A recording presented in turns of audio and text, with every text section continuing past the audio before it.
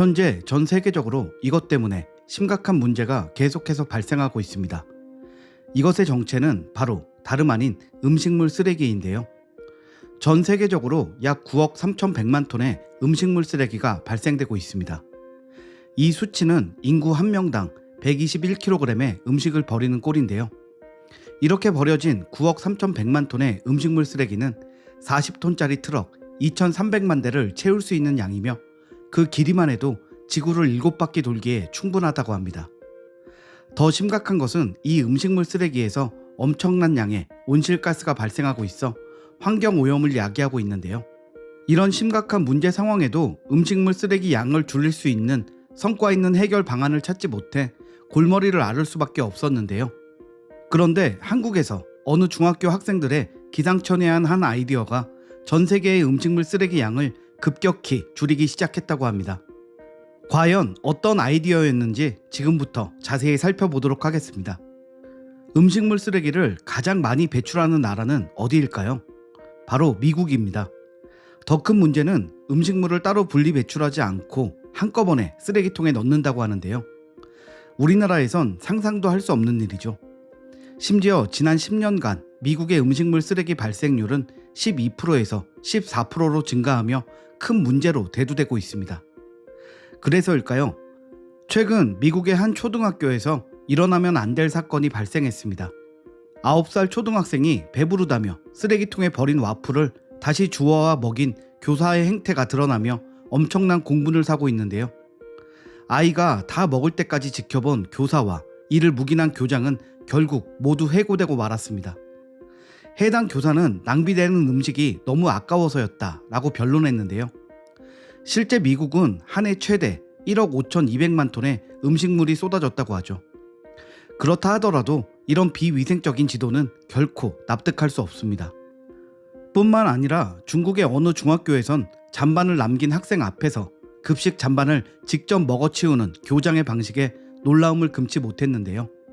중국 후난성의 사립학교 교장 왕용씨는 식사 시간마다 학교 식당에서 잔반통으로 사용하는 녹색 양동이 옆에 젓가락을 들고 서 있었습니다.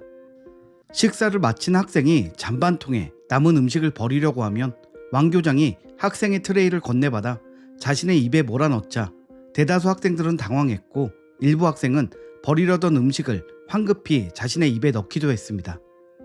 그의 사연에 절약도 좋지만 누군가 남긴 음식을 먹는 것은 코로나19 등 전염병 시국에 바람직하지 않은 방법이라며 다른 교육법을 찾아봐야 한다는 우려의 목소리가 나왔습니다. 중국 역시 음식물 쓰레기로 골치를 썩고 있으며 2018년 보고에 따르면 식당을 찾는 사람들은 평균적으로 식사량의 11.7%를 남기며 학생들은 학교 급식이나 도시락의 3분의 1은 버리는 것으로 나타났습니다. 위와 같은 사건을 통해 음식물 쓰레기가 얼마나 심각한 문제를 낳는지 알 수 있죠. 이제 전 세계 여러 나라들은 음식물 쓰레기를 줄이기 위한 방안을 지금도 계속해서 모색하고 있습니다. 호주에서는 자동화 곤충 농장을 운영하면서 애벌레를 이용해 음식물 쓰레기를 동물 사료와 비료로 바꾸는 자동화 시스템을 발명했다고 합니다. 음식물 쓰레기를 가장 많이 배출하는 미국 역시 2022년 1월 1일부터 태비아법을 제정해 음식물을 포함한 유기물 쓰레기의 분리 배출과 잉여 음식물 기부 활동을 의무화하여 궁극적으로는 환경 오염의 큰 원인이 되는 매립 쓰레기를 줄이고자 노력하고 있는데요. 그럼에도 아까 언급했던 사건들이 일어났던 곳, 학교 급식에서는 여전히 많은 문제점을 보였습니다. 어쩔 수 없는 것이 배식에는 어떠한 기준과 양이 정해져 있지 않죠. 또한 서서 음식을 담는 동안 음식의 면적은 볼 수 있어도 높이를 볼 수가 없는데요. 그렇기 때문에 식판에 담은 음식의 부피를 제대로 가늠하기 힘들고 막상 음식을 담고 자리에 앉는 순간 생각보다 많이 가져왔다라고 생각하게 되는 것이죠. 실제로 우리나라 학교 급식에서 매일 발생하는 음식물 쓰레기는 약 932톤이라고 합니다. 이 급식에서 나오는 음식물 쓰레기는 해마다 늘어가고 있으며 환경 오염의 주범인데요. 게다가 음식물을 처리하는 비용까지 만만치 않아 지자체에 큰 고민과 비용 부담을 안겨주고 있습니다. 그러나 하루아침에 학교에서 발생하는 어마어마한 음식물 쓰레기의 무려 70%를 줄인 사람이 등장했습니다. 이들은 서울 시내의 한 중학교에 다니는 6명의 학생이라고 하는데요. 어떠한 정책과 강요 없이도 스스로 목동 잔반 프로젝트를 결성한 학생들은 잔반 문제를 해결하기 위해 한 달 동안 친구들의 식판을 관찰했다고 합니다. 그리고 관찰 결과 단지 좋아하는 음식이 없어서가 아니라 학생들 스스로가 음식량을 조절하지 못한다는 사실을 깨닫게 되는데요. 한참 성장기인 아이들이 식판에 밥과 반찬을 가득 담으면 일반 성인 2명이 먹을 수 있는 양이 나오게 된다고 합니다. 그러니 당연히 많은 음식들이 잔반으로 버려질 수밖에 없겠죠. 때문에 이 6명의 학생들은 식판에 음식을 담는 과정에서부터 음식의 양을 보다 정확하게 알 수 있는 방법이 무엇일지 고민하게 되었다고 하는데요. 먼저 밥을 뜨는 숟가락, 국을 뜨는 국자, 숟가락과 젓가락 크기를 줄여보는 등 여러 가지 시도를 거쳤습니다. 그러나 이 시도들은 모두 실패로 돌아갔고 여러 과정을 통해 드디어 확실한 방법을 고안해냈습니다. 이 방법은 식판에 가이드선을 제시해 처음부터 담을 때 더 정확한 양을 담을 수 있도록 유도하는 것인데요. 기존 식판에 무지개 형태로 선을 그었기 때문에 일명 무지개 식판으로 불리고 있습니다.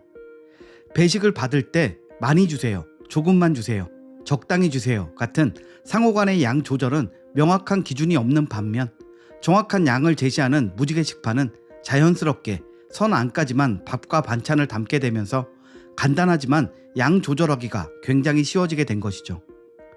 단순히 식판에 줄만 그었을 뿐인 이 무지개 식판을 10일 동안 사용하자 엄청난 변화가 나타나기 시작했는데요. 학생 1인당 130g이던 잔반량이 무려 10g으로 줄었고 결과적으로 총 잔반이 70%나 줄었습니다. 정말 놀라운 결과죠. 덕분에 음식물 처리 비용 역시 혁신적으로 절감할 수 있었는데요. 여기서 끝이 아니라 이 학생들의 영향력은 엄청난 나비 효과를 일으켰죠. 무지개 식판은 대기업 구내식당, 군부대, 더 나아가 일본과 미국까지 수출하는 성과를 이뤄냈는데요. 실제로 일본과 미국 초등학교에서 음식물 쓰레기를 대폭 줄일 수 있었다고 합니다. 친구들과 놀고 숙제하기도 벅찬 중학교 학생들이 이제껏 전 세계 누구도 해결하지 못한 골칫거리, 음식물 쓰레기 줄이는 방법을 고안해냈다는 것이 정말 기특할 따름입니다. 이들의 기특함은 더 나아가 공모전 상금 500만 원어치의 삼성전자 제품권을 어려운 이웃에게 선뜻 기부하며 더 큰 감동을 주기도 했습니다. 이 학생들이 기부한 세탁기, 냉장고 등은 성남시 수정구청에 보내졌고 관내 독거노인, 미혼모 등 저소득 소외계층 가구 10여 곳에 전달되었습니다. 학생 중 조준우 군은 솔직히 노트북을 갖고 싶긴 했어요. 선생님께 우리가 좀 쓰면 안 되냐고도 했죠. 그런데 나중에 기부받은 가정의 어려운 사정을 직접 듣고 나니 결과적으로 잘했다는 생각이 들었어요 라고 말하기도 했습니다. 아름다운 마음 씀씀이와 함께 더 많은 음식물 쓰레기가 줄어들 수 있도록 노력한 대한민국의 학생들처럼 우리 모두 역시 음식물 줄이기를 실천하기 바라며 오늘의 영상 마치겠습니다. 구독과 좋아요 부탁드립니다. 감사합니다.